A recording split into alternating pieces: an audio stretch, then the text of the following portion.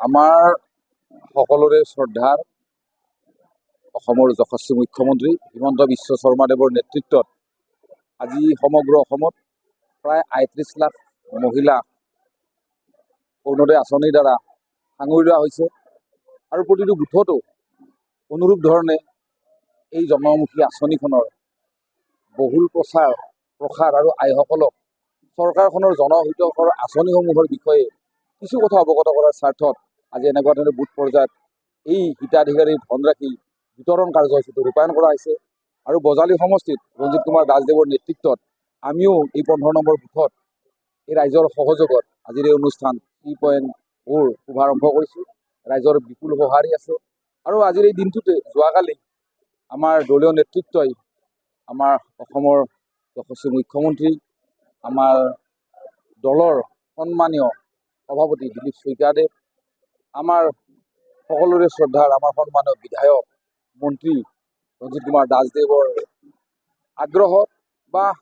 আমাৰ ভাৰতীয় জনতা পাৰ্টিৰ প্ৰতিজন কাৰ্যকৰ্তা হওক দলৰ আহ্বানত মোক নতুনকৈ এক গধুৰ দায়িত্ব দলে অৰ্পণ কৰিছে। আগন্তুক দিনত ৰাইজৰ হকে কাম কৰাৰ কিছু আৰু অধিক এটা সুযোগ প্ৰদান কৰিছে আৰু ইছেগতে আপোনালোকে আজি এই শুভক্ষণত লাগ পাইছোঁ আৰু সভাপতি হিচাপে যিটো অনুভৱ বুলিবলৈ ভাৰতীয় জনতা পাৰ্টিত কাম কৰাৰ যি অনুভৱ এই একক আৰু অনন্য সদায় আৰু আজিও তাৰ ব্যতিক্ৰম হোৱা নাই।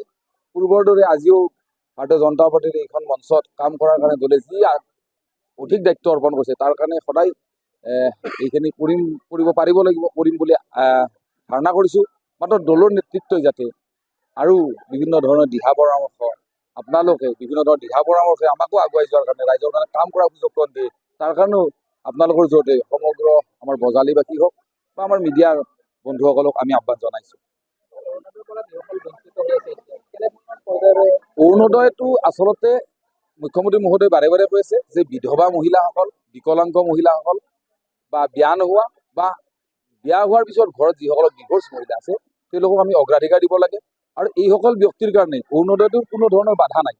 এইসকল ব্যক্তিয়ে অৰুণোদয় যিকোনো মুহূৰ্তত দিব পৰা এটা ব্যৱস্থা আছে কিন্তু যিসকল বেনিফিচিয়াৰী আমাৰ হয়তো কিছু কাৰণত ৰৈ গৈছে তেওঁলোককো আমাৰ আজি কিছুদিন আগত আমাৰ দলৰ সন্মানীয় ৰাজ্যিক সভাপতি দিলীপ শইকীয়াদেৱে আমাক বক্তব্য ৰাখিছে যে আগন্তুক মাহত অনাগত দিনত আৰু কিছু সংখ্যক ব্যক্তিক কিছু সংখ্যক আইমাতৃক এই অৰুণোদয় আঁচনিৰ দ্বাৰা সাঙুৰি লোৱা হ'ব আৰু এই মাহতে নিযুত মইনা আঁচনিৰ ধনৰাশিও মোকলাই দিয়াৰ কথা কৈছে। মুঠৰ ওপৰত অসমখনৰ সৰ্বাংগীন উন্নয়নৰ বিকাশৰ স্বাৰ্থত সকলো স্তৰৰ মানুহক হাতে হাত ধৰি যাতে উন্নয়নমুখী যাত্ৰাত আমি অংশীদাৰ হ'ব পাৰোঁ অৰ্থনৈতিকভাৱে অসমখন যাতে আগুৱাই যাব পাৰে তাৰ কাৰণে মুখ্যমন্ত্ৰীদেৱৰ এই বলিষ্ঠ নেতৃত্বত যিখিনি কাম কৰিছে আমি দলৰ পৰাও তেখেতক ধন্যবাদ জনাইছোঁ আৰু আজি ইয়াত উপস্থিত হোৱা প্ৰতিগৰাকী আইমাতৃয়ে মুখ্যমন্ত্ৰীদেৱক আজি আশীৰ্বাদ প্ৰদান কৰিছে ধন্যবাদ জ্ঞাপন কৰিছে। আমাৰ জীৱন ধাৰণৰ মানদণ্ড আমাৰ প্ৰণালীখিনি তেখেতসকলে যি ধৰণে আগুৱাই দিছে চৰকাৰখনক